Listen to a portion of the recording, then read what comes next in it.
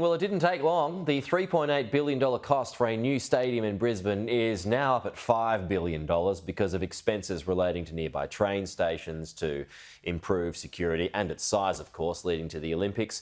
Here's the tip. With a big build like this over so long, it'll be much higher as well. Joining us live is the president of the Brisbane 2032 Organising Committee, Andrew Liveris.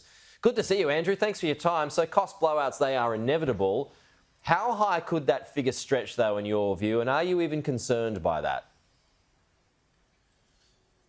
Well, I mean, I think Australia and inflation across the world, building materials and labour costs is a fact of life for every project, including this one. But however, what we have here is an actual firm plan with the release of this plan. And so what people like me get to go do now is, of course, work with the government delivery partners. The state government obviously is the big funder of the stadium and other venues, finalise the scope, and then look at ways to actually not allow that inflation through having some contingencies and alternatives. The beauty of having a plan is we have a scope and we have a way to actually look at optimisation so we can implement. I've done that for a living. That's, I think, a lot of the reason why I might be in this job. And, of course, as you see costs go up, there's mitigators. So look, $5 billion is an estimate. I mean, is it beyond the realms of possibility that this goes to $10 billion? No, definitely not. Look, I have full confidence in the country and the states and the government's execution capability when working with the private sector. Remember, the funding here is $7.1 billion. That's committed. I mean, that's 2 days of revenue on the federal government side funding and 2 weeks of revenue on the state government funding. So literally the legacy infrastructure, legacy venue plan is solid and strong, but private sector money will come in because there will be ROI. Imagine a stadium of this size, 63,000 in legacy mode, 60,000 in Olympics mode. I can sell more tickets to cover any extra costs. And the government and the operators with private sector and maybe possibly involvement, Taylor Swift will come. You know, we'll get the big events.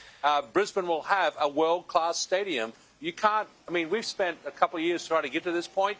I've been smiling ever since 2 days ago. And, by the way, Test cricket returning. Cricket Australia announcing that the first cricket test in Brisbane will occur at a Victoria Park, Brisbane Stadium, right after our games. No, these are all true points. They're great points, and I'm all for it. I have been for a while because I think a world-class city like Brisbane needs a world-class stadium, which it doesn't have. And you've got your Beyoncés and Taylor Swifts and Coldplays that are not going to Brisbane.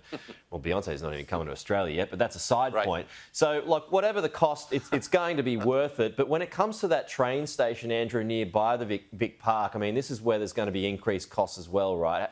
Are you going to have to add another stop? You know, you've got to make that station bigger. Security's got to be bigger if it's going to be the main hub leading into Vic Park. Well, so Paris showed us, and actually LA is building towards this as well, that one of the most important things in terms of payback is accessibility in its fullest form, including disabilities, but also transport in and out. And what the government has also released now is an infrastructure plan that surrounds a precinct. We have the world-class stadium we both mentioned. We have the aquatic centre, world-class, right nearby. And we have the athletes' village to be constructed at the RNA Showgrounds. That creates a precinct. And so we can look at extra things like extra stops, etc., and better accessibility. There's a whole infrastructure plan around this. The government actually released part of that yesterday. Next 6 to 9 months' worth of work before we get a shovel in the ground is absolutely to nail that as well. But look, I'm excited because we have a plan. We have a way forward. And those sorts of things, bottlenecks will be sorted. I'm with you. I was born in Brisbane, Andrew, and I'm excited for this project. But look, I'm a Queenslander too, and I grew up in North Queensland, and also excited about these regional events. And they are beautiful places, but they are small. Yes. And I don't mean to rain on the parade here, but how do towns such as Rocky or Maryborough house athletes, officials, media, and broadcast teams when they are so small? Right. Yeah, so the thing, as a North Queenslander living in that part of the state, and I've been up there quite a few times, obviously those towns need infrastructure just for their citizens, period, for getting the Olympics. What the Olympics does by putting things in those towns is it accelerates the infrastructure that they were going to get anyway. And housing and accommodation, access through airports, access through roads, etc., is part of the plan. That's the legacy piece, and the Olympics is all for that. Now, clearly, we will study what that means for the athlete experience and the fan experience. Now, remember, this new plan, 27% outside of the 3 host cities, Paris was around 25%. London was around 30%. This is not unusual for the Olympics to be spread across the country to make it the country's games, in this case, the state's games. So, look, this is a plan that includes the regions. And that is a big part of this determination from this government to make sure all of Queensland sees it as Queensland's games. And you're right, there are some issues like that at Rocky, in Maryborough, in Townsville, etc., that we have to sort. And, of course, these are extra events in those places. So we have to look at the, as I just said, fan and athlete experience. Yeah, those motels and those Best Westerns are going to be run off their feet for sure. As great places as they are. Well, let's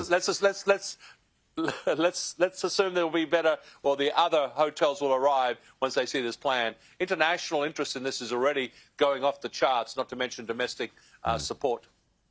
I used to love staying in those motels, by the way. Still do. Thank you, Andrew. Good to see you. Thanks for your time this morning. We'll chat again soon.